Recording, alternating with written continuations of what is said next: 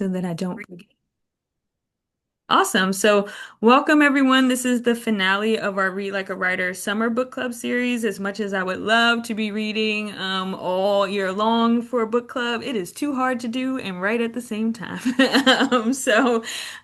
We do our summer reading series for the summer in order to read through these books, not just for our enjoyment, which happens, of course, along the way, but also to really dissect it and to look at craft and how this has come together. I guess I just started talking and I'm so sorry. I'm Ashley. I'm your founder and executive director of Permission to Write, which I feel like I know most folks on the call already. But yeah, we're really thrilled to, of course, have our author with us today. We started this series with The Family Recipe by Carolyn Hewen. And we were just so excited to read through that. And it was a fiction story. And so we decided to really counter that this year with also doing a nonfiction book. And I know some of you are working on memoirs.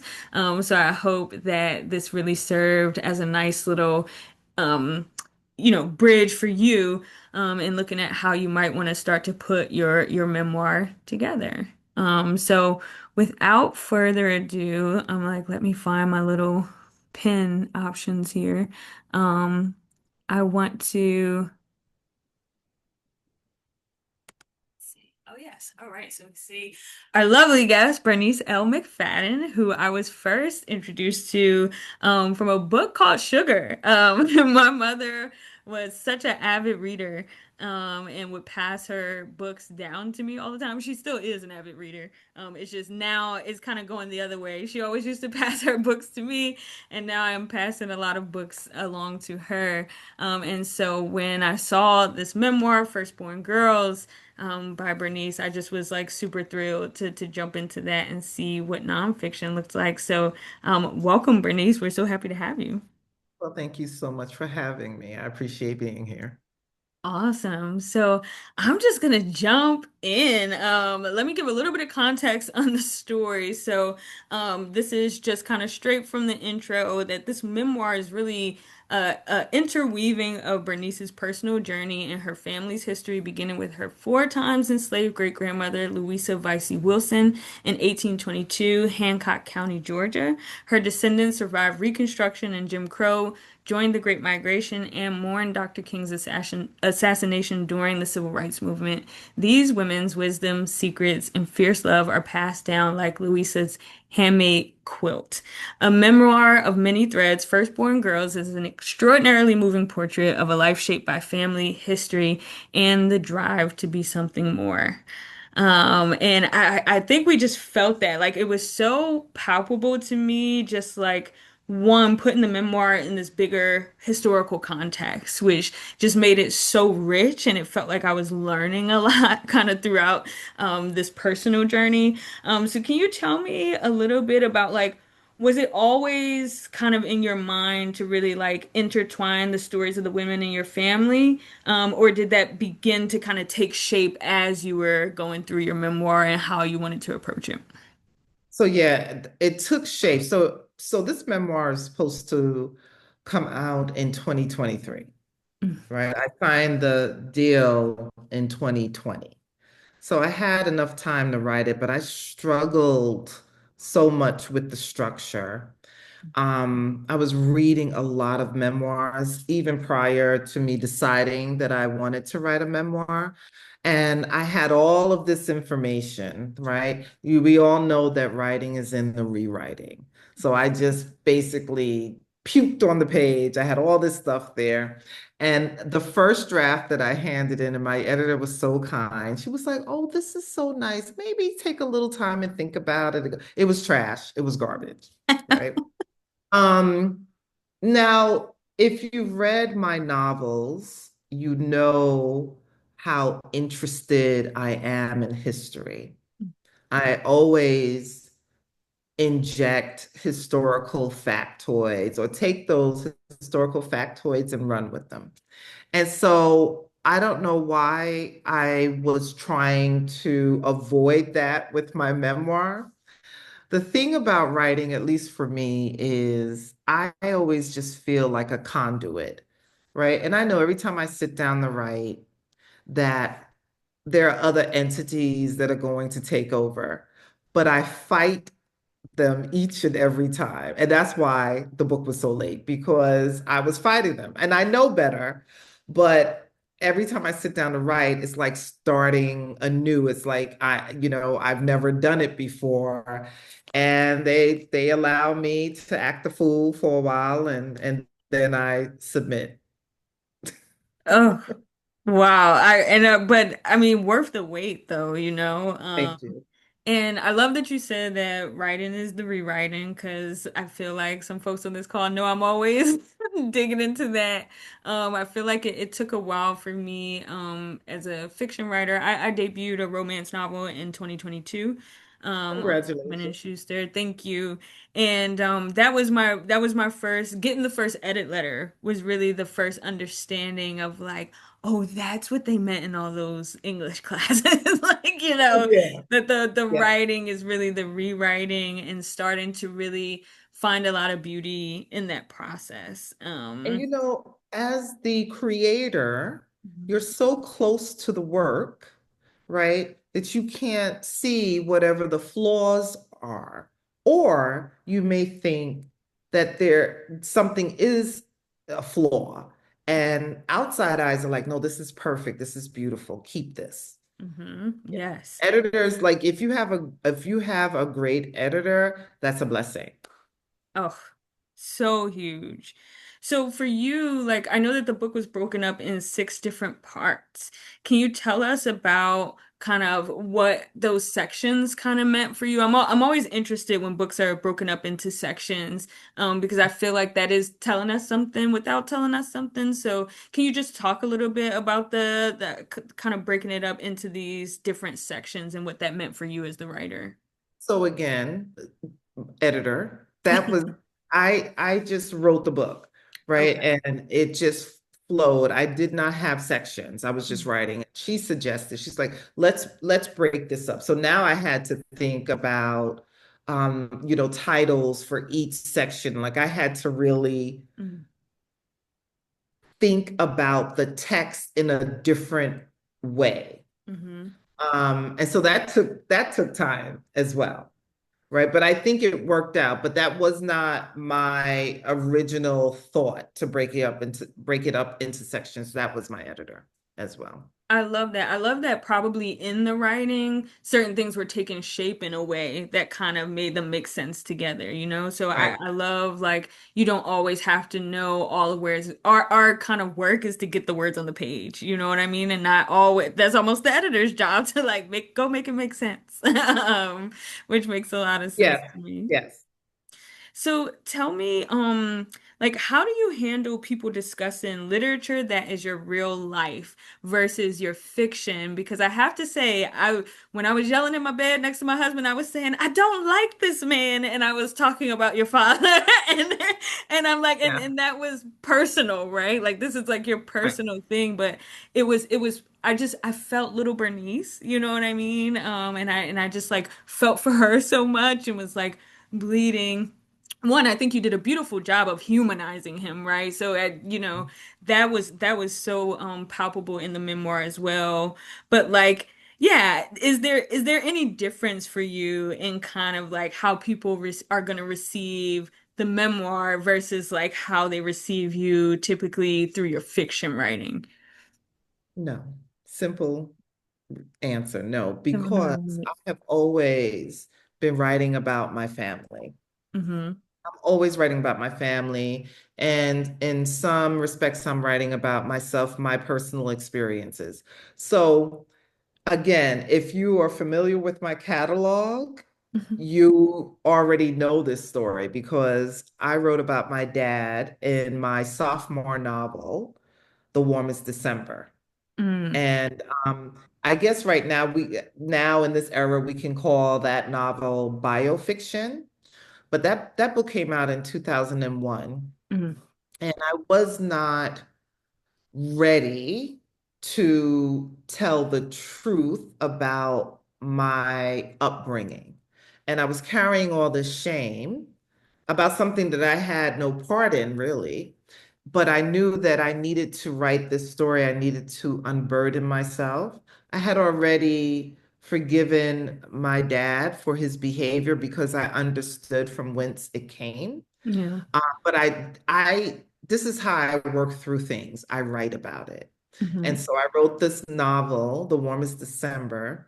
And I remember my editor, because we were pretty close and she was aware of my background. And she's like, do you want us to publish this as a memoir or fiction? I was like, oh, no, fiction. My dad was still alive. And I didn't, again, the shame, and I didn't want to put them on Front Street. I wasn't prepared to do that. Hmm. So, a lot of the stories, not all, but many of the stories that I shared in The Warmest December are present in Firstborn Girls. So it does not bother me how people perceive, receive, or speak about my family members because they've already been speaking about my family members without knowing that they were talking about my family. So it doesn't bother me. And people have their points of views and they have their opinions, and that's fine. Yeah. I think that's so beautiful for two reasons. One, because I always feel like we show up in our fiction, no matter how like grandiose we think this like idea is that we're coming up with, that feels so far removed from us, but there tends to be like, I mean, I think that's the only thing that makes good writing is when it actually connects to something internal, even when you are writing fiction. The other thing that's been coming up recently, I feel like in my kind of ethos or whatever, is the idea that memoir still follows certain aspects of fiction. So when you talk about like main character and and also having like your antagonist and like all these things kind of exist in memoir. So can you speak a little bit about kind of taking some of the approach of fiction and how that kind of shows up in memoir? Because I hadn't really thought about, I think for myself, I was trying to differentiate between like what makes a biography versus a memoir, and one of the things I identified was like, well, memoir is normally like a certain slice of time, but there's also this whole like story arc that's happening. So can you speak a little to like some of the tools that you might have used from writing fiction to write the memoir in such a very intriguing and like great pacing and all those things that made it like a really easy read. I say in quotations because I had to take it little by little. But I Right, but I right. mean that it propelled me. It was propulsive still in the same way that fiction is. So I prefer reading memoirs that use the same techniques that one uses in fiction. I want to read it in that way. I want the pace to be similar. I want it to be lyrical. I want metaphors. I want imagery. I want backstory. Um, there's a book, and I'm blanking. Oh my God, this man, he never won the Pulitzer, but his best friend did. In any case, um, he believed at the time, this white man, that he had created this thing called the nonfiction novel, Mm, right? It had been done before, and it was only called the nonfiction novel because it used all of the tools of fiction. It read like fiction. mm, For me, that's the best type of nonfiction to read. Did I set out with that in my mind? I did not. It's just how I write. It's just how I write. So I think it also makes it accessible. Now, I I had a I had a conversation with someone recently about memoir and about my memoir specifically, and they said, "Well, you recreate these conversations. Clearly, you weren't there, so you're recreating." And I said, "Well, I don't know if that's necessarily true. I don't know if I'm necessarily recreating because if you think about the fact that we carry I think up to 12 generations of DNA in our body from our ancestors. I don't know that I don't think that I'm recreating. I think that I am excavating. And here it is. I already have it in me. Mhm. So yeah, does that answer the question? I tend to ramble. No, no, it does. It also makes me think about like 1 million things at once because that was something that I wanted to ask about what that process was because clearly yeah we're in it and we're kind of bearing witness to what we know were these conversations were some of them recounted by members of your family like what I literally have the question here. What was the Yeah. excavation process for the Oh, okay. memoir? What were the things Yes, that you did? I did, go to family members for clarity about Mhm, certain things. But again, we are a storytelling people. We Black people, we sit around, we tell stories. So these stories I had heard over and over and over and over again. They they felt like I was so familiar with the stories, it felt like I was there, that I was witness and present to a lot of these events. Obviously, I was not. But again, whenever I sit down to write and I start thinking about a particular family member, and I take this little nugget of a story that I have, and I start writing that out, all these images start flying in my head, and all these voices are in my head. And I don't think that I am imagining anything. I feel like it's just in me. And because I started with this little nugget, it allowed me access. It opened up a window, right? It's like putting a plug in the socket.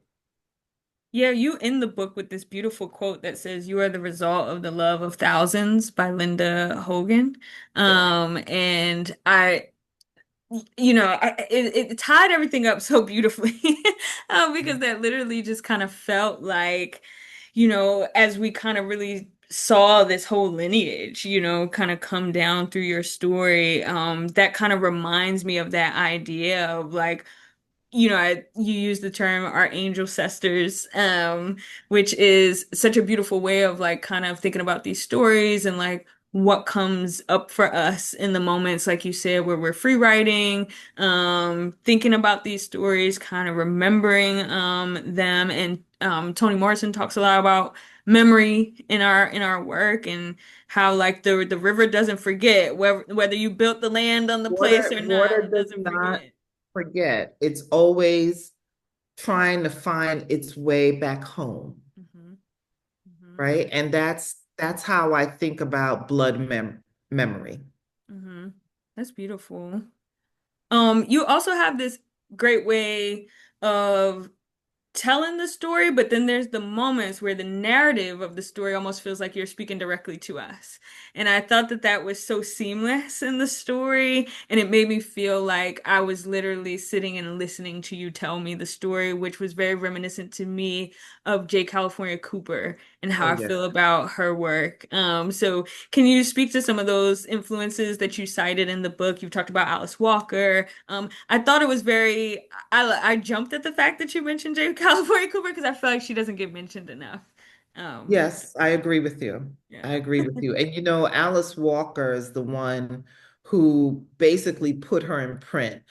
Maybe we could say discovered her. She had been writing plays. She was a playwright, but then she had these short stories. And so Alice Walker had a publishing company called Wild Seeds. I think that's the name. And I think that was her first author that she published. Um, Again, back to the oral tradition, right? Sitting around telling stories.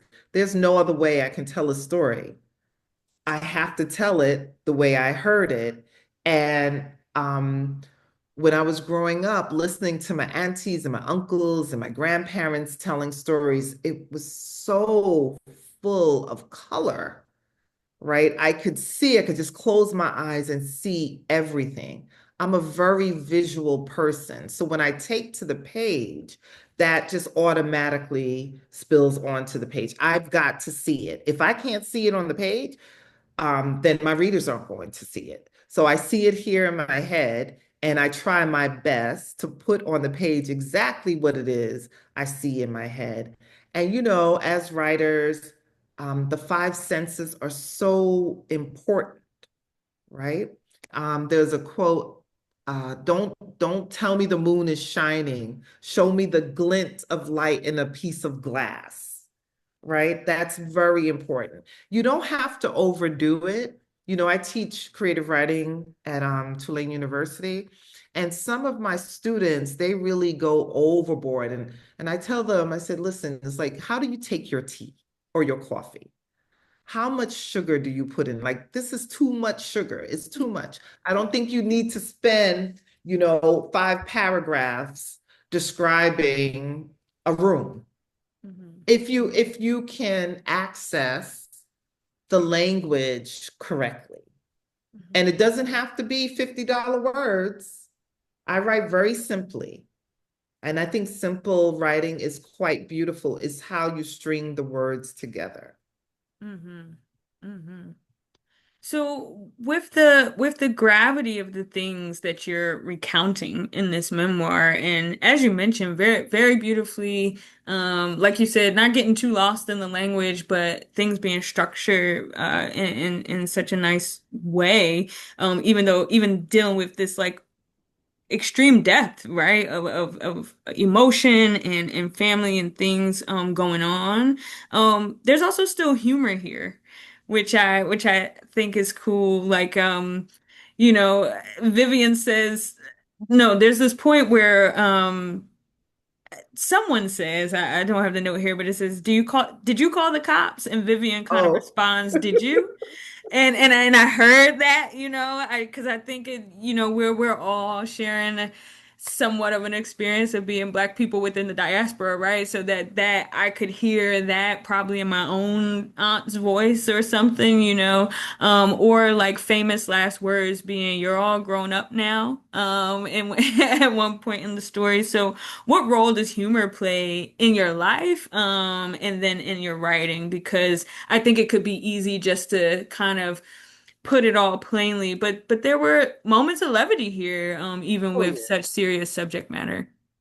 And I really, in hindsight, I feel like I should have injected more humor, right? Mhm. Because it is quite a heavy read. But I come from, even with all our flaws, even with all of our drama, I come from a very humorous family.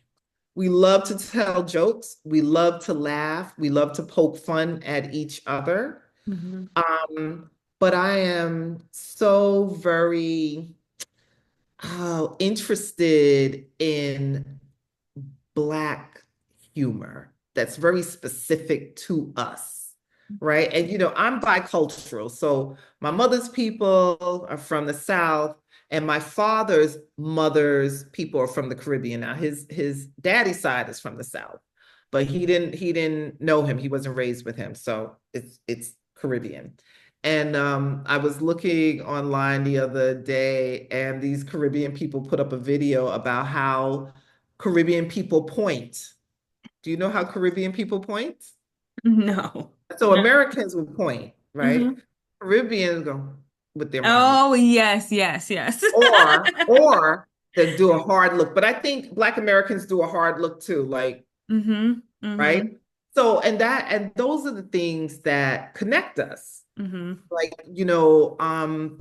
living here in America under these folk, they make it seem that Black Americans, Caribbean folk, and Africans are very different. And there's really more that connects us than separates us.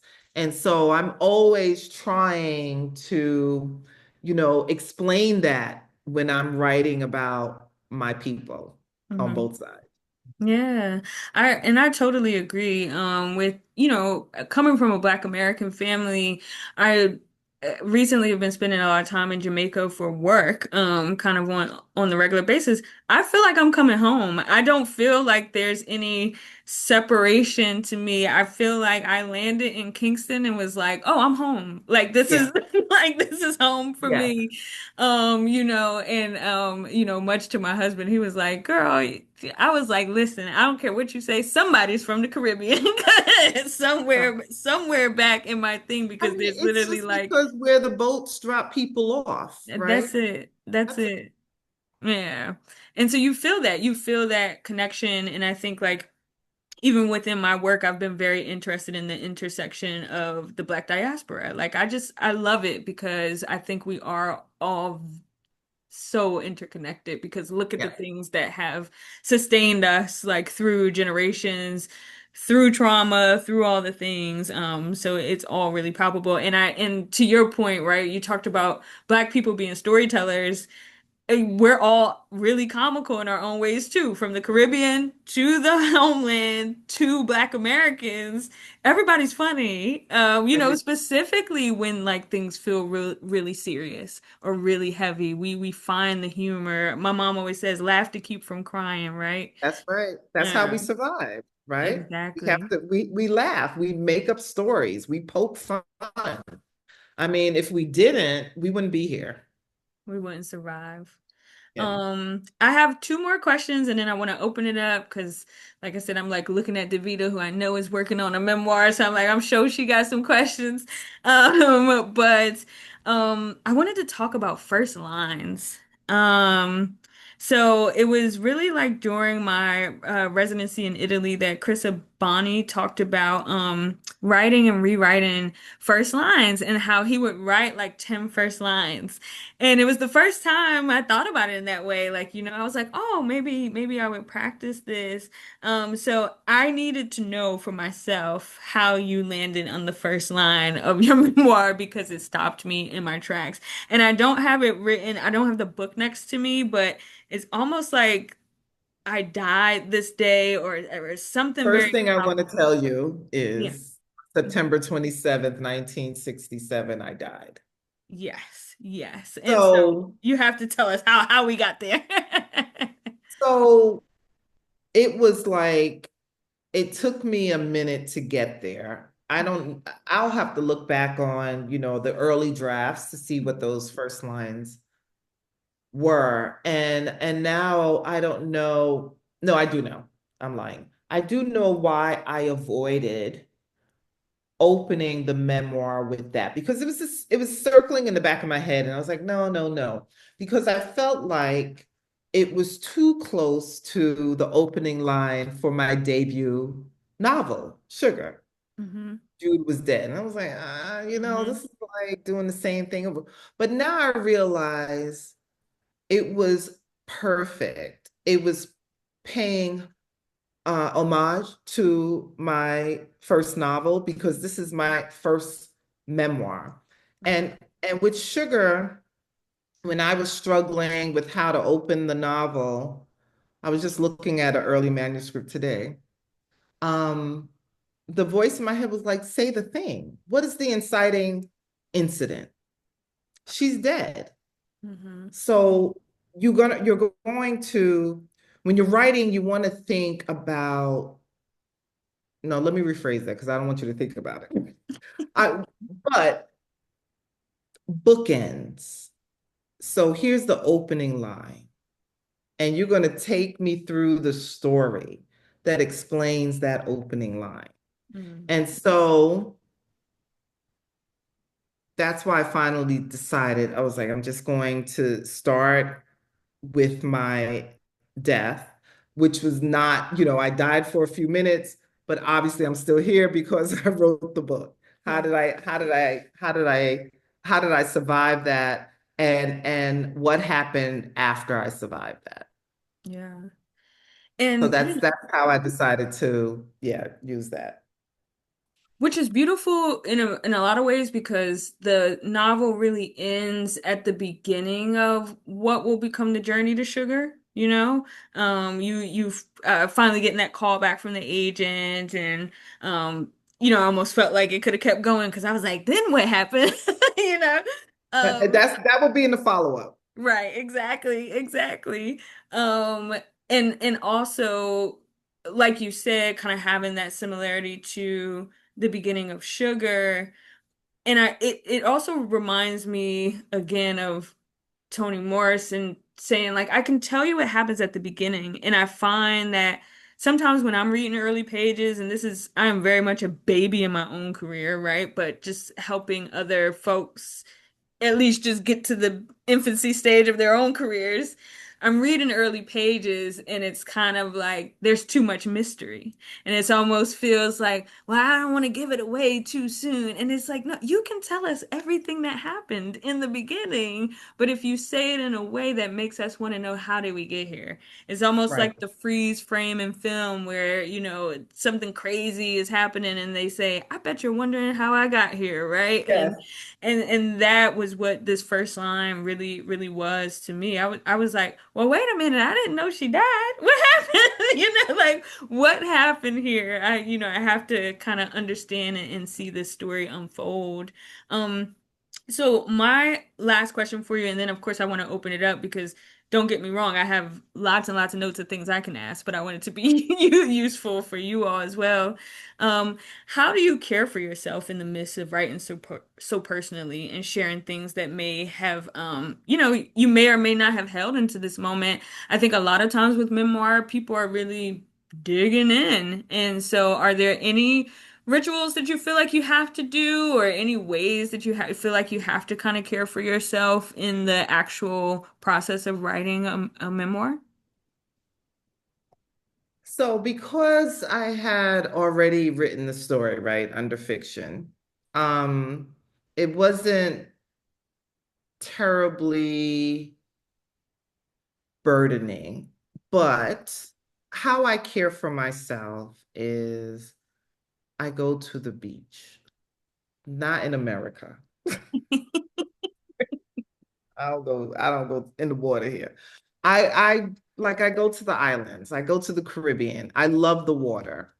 Um, and I have a little home in the country and it's quiet and I go there and I just relax. I just have conversations with myself. I read, I look at my plants. Um, and but th those times, those windows are very small because I'm responsible for my mother, my elderly mother, and I teach. And so, having those interactions with my students. And so sometimes it's difficult to find time care for myself, and put myself first, but I'm getting better. I'm getting better at it because I know it's extremely important. But I certainly take more time now than I have like in a decade. I take more time for myself. I love that you're able to get back there because in the story, it's felt like such a victorious moment when you went back to Barbados pregnant, right? And Yeah. how that, like, because to me, that just felt like something that had been ripped away from you, like this kind of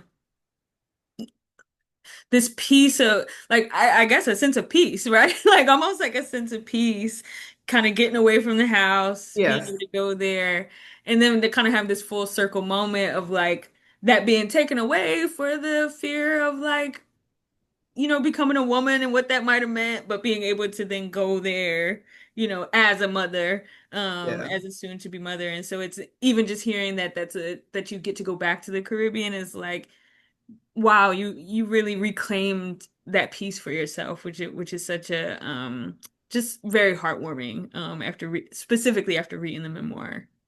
That's my happy place, and I'll be there in a few weeks. Love it. So I want to open it up to questions. We have, roughly about 19, 20 minutes here, in the hour. So what are y'all's questions because like I said, I got pages of notes, I got quotes, I got page numbers. I can go into them to get what I need. But I want you all to ask questions specific about memoir, specific about Bernice's journey, whatever you want to ask. You can go ahead and unmute, or if you are feeling shy, you can drop it in the chat and I'll read it out loud for you, whatever feels comfortable. Hi Bernice, I'm Hi, Davita. How you doing? hi, Davida. All right, so I am a fourth generation, firstborn daughter. So these pages really resonated with me. I am working on a memoir, and you definitely freed me from a lot of things. I'm in classes right now, and the teacher nor the student body look like us.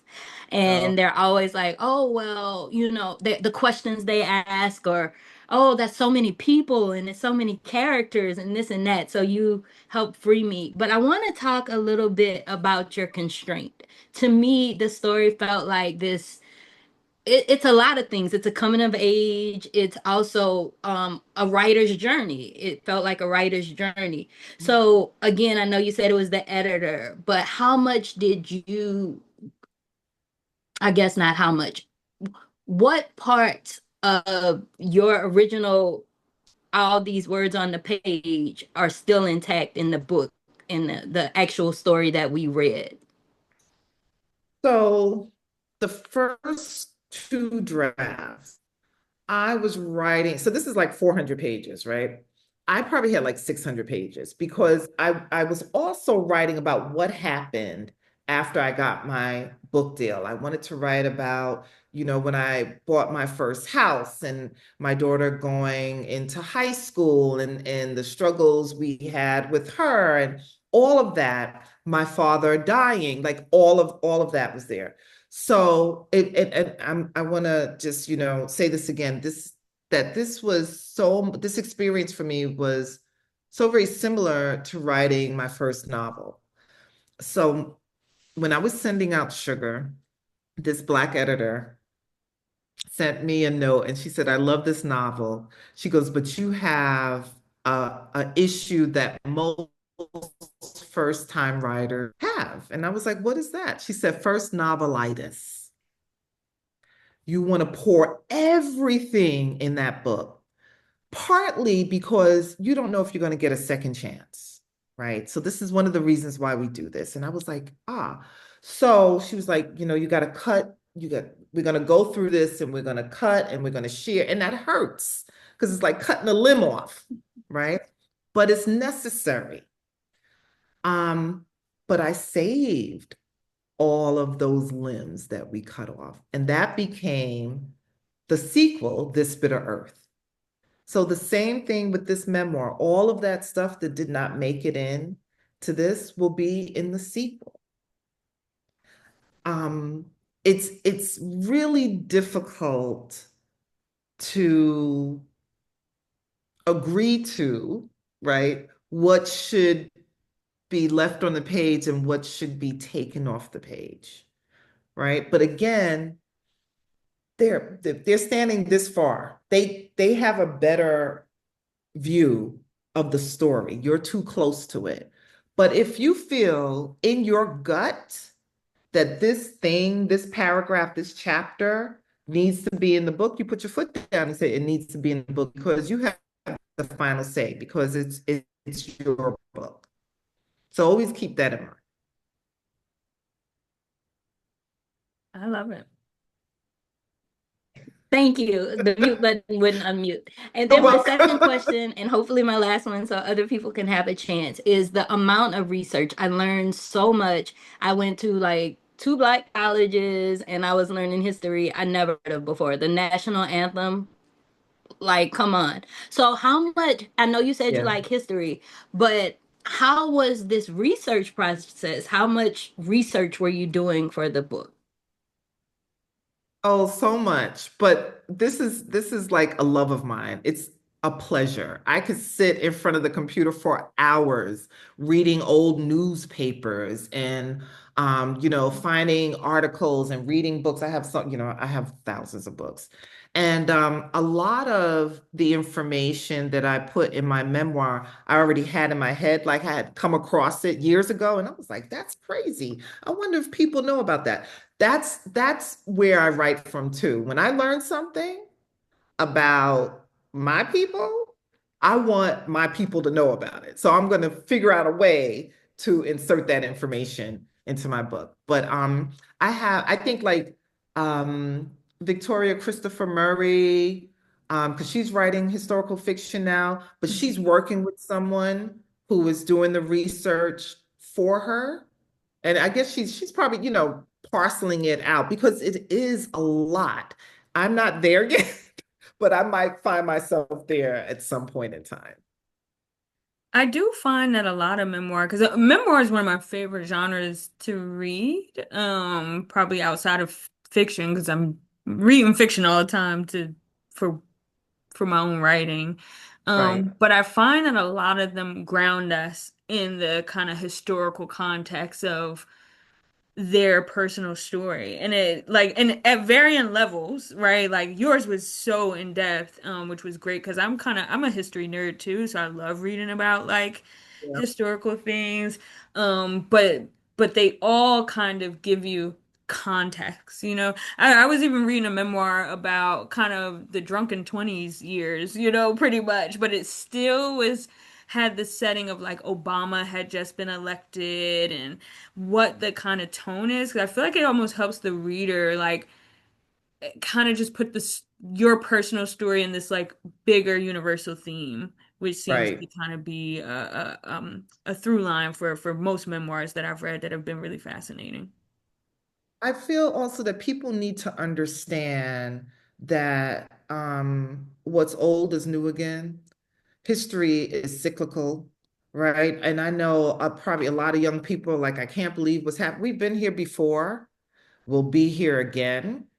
This is nothing new. And I don't know if having that information serves as a sort of like security blanket. For me, it does. I'm like, well, we got beyond it before. We're gonna have to deal with it. We have to deal with it. How are we going to deal with it? How did our ancestors deal with it? I think we need to take a page from the history books to understand how we survive this. Oh, yeah, my best friend always says like Black people gonna be all right because look at what we've been through. Yeah, The yeah, unimaginable, and to be here thriving, not only surviving but thriving is just a testament to just the strength and resilience and like you said, ingenuity, right? Like kind of figuring out new ways to get through it. Um, Tiffany had a bit more of a practical question here in the chat that says, when you write a memoir, do you have to get permission from people if using their names? And I will add, how do you navigate memoir with the family, and with the people who okay. are going to be featured?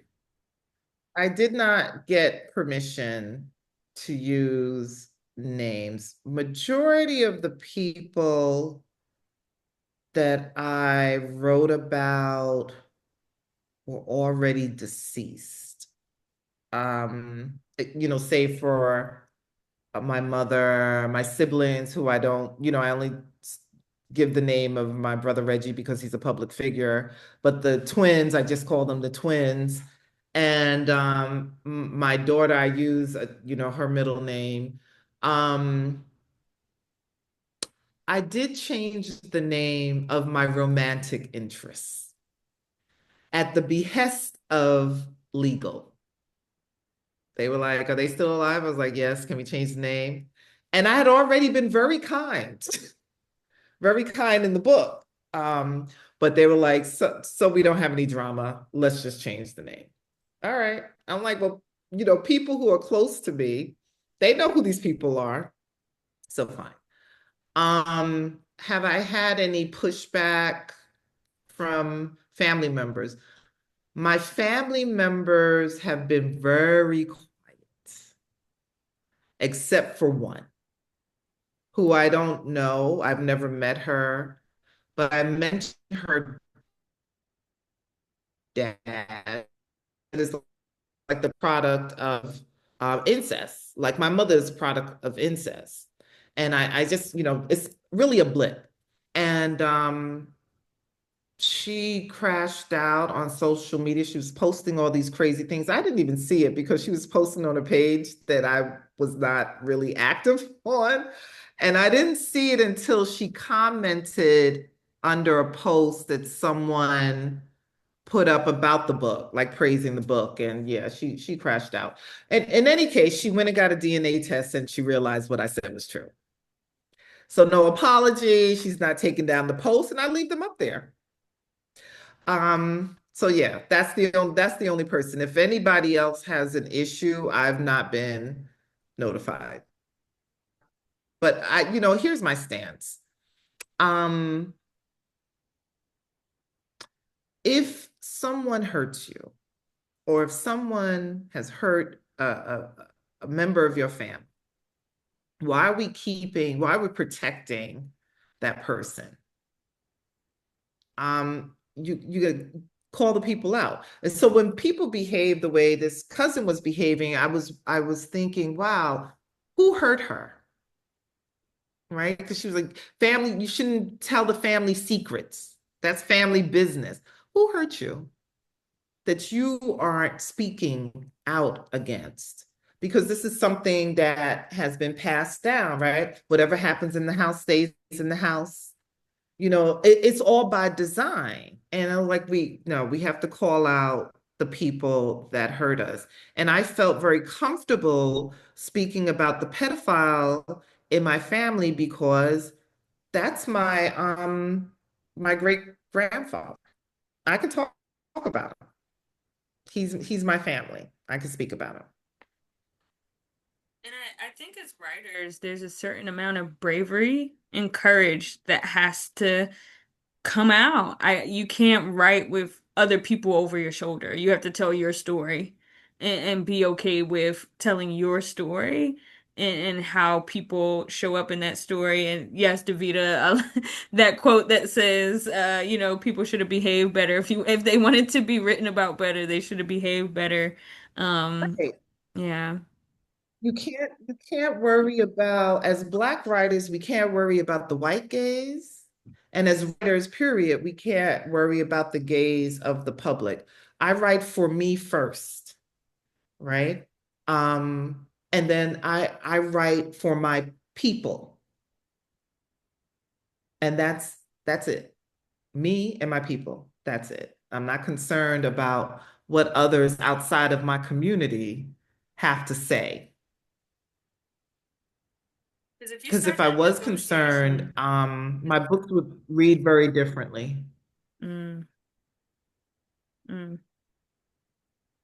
Yeah, and I feel like once you start those negotiations, like it's hard to get back to yourself. Very hard to get back to yourself once you start negotiating Mhm. who you're writing for, who and what you're writing for. Um, Yeah. any other questions from the group about memoir, about craft? We have 5 minutes left, and I'm gonna one I call have out one line. Davida. I think Davita had Oh, something Davida had else, another question. Go actually. for Yeah. it. I have one and it piggybacks off of what I think is Isabel says in the chat. Isabel wants to know what your mom thought of the memoir, and my Oh, I'm question sorry. was, Okay. um, when you in the book describe discussing with your mom like that you're now pregnant and the things that are going on with Linford, I think that part hit me the hardest. I was super emotional about it because I felt like as a reader it seems like in that moment you understood maybe why your mom did stay with Robert, or like it felt like there was some kindred spirit there. Can you Yeah. talk a little bit about those, like when you experience being pregnant and like about to bring this child into the world, like the emotional state you were in and like being with your mom? So I was,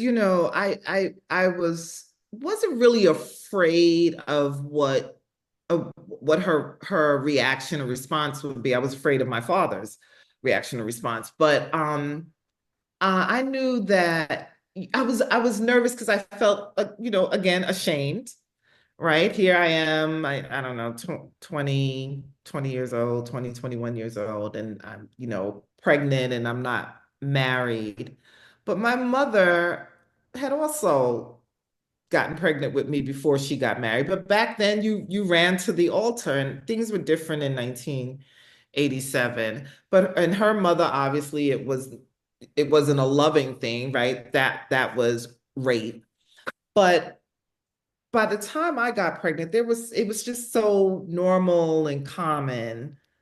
There were young people getting pregnant, young women getting pregnant all the time without getting married. But she was so excited because my mother loves children.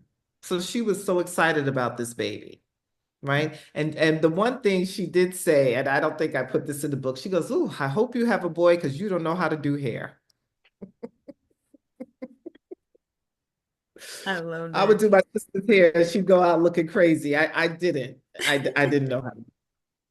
Um, but I mean, you have this. Are you writing about your mom in your memoir? We have these. Family is complicated. That's just the bottom line. It's complicated. I don't know not one perfect family at all. We all have issues, some great and some small. But I am so connected to my mother. I was thinking about this today when we were both still working in New York and I was still living at her home. I remember sleeping on the train, right? I'd read and then go to sleep. And in my head, I heard Bernice, loud and clear, my mother. I opened my eyes. It's a packed subway car. And I'm like, oh my God. And I looked and my mother was standing by the door looking at me. That's how Wow. it's like, yeah, so we can't, I talk about these things in my writing. I'm so fascinated by these magical, mystical experiences that I think we all have, right? And I just want people to be more open to that and imagine how once you open yourself up to that, how your writing will change. Because that's what happened with me with my writing. Once I stopped writing from the outside in and started writing from the inside out, the book changed completely.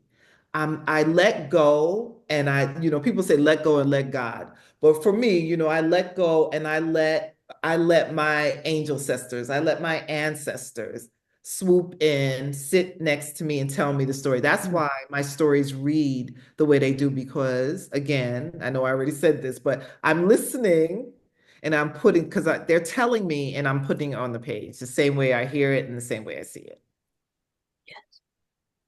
I love that point of connectivity because the line that I wanted to call out was feeling the exasperation of the frame where it says Vivian was tired, but Thelma was tired too. We were all tired. Yeah. And I think we all felt that as readers, like that even in the moments where it might have felt like maybe like what people might deem like tough love or something like that. Like the love was so palpable, I feel like, between like especially like those moments, even like maybe like at boarding school, when Thelma is kind of like, girl, you She's gonna like, get oh, called yeah, worse send things. your ass right here. You send your ass right here at school. Exactly. Exactly. Those moments were just like so near and dear because, like you said, that there is every family has its issues, and I just think specifically looking at the relationship between Black daughters and Black mothers is interesting.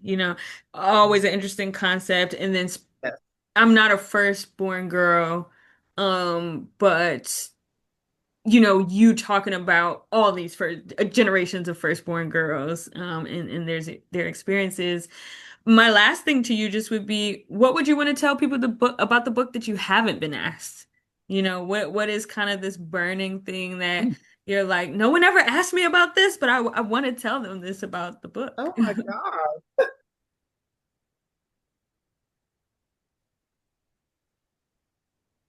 What do I want to tell people about the book?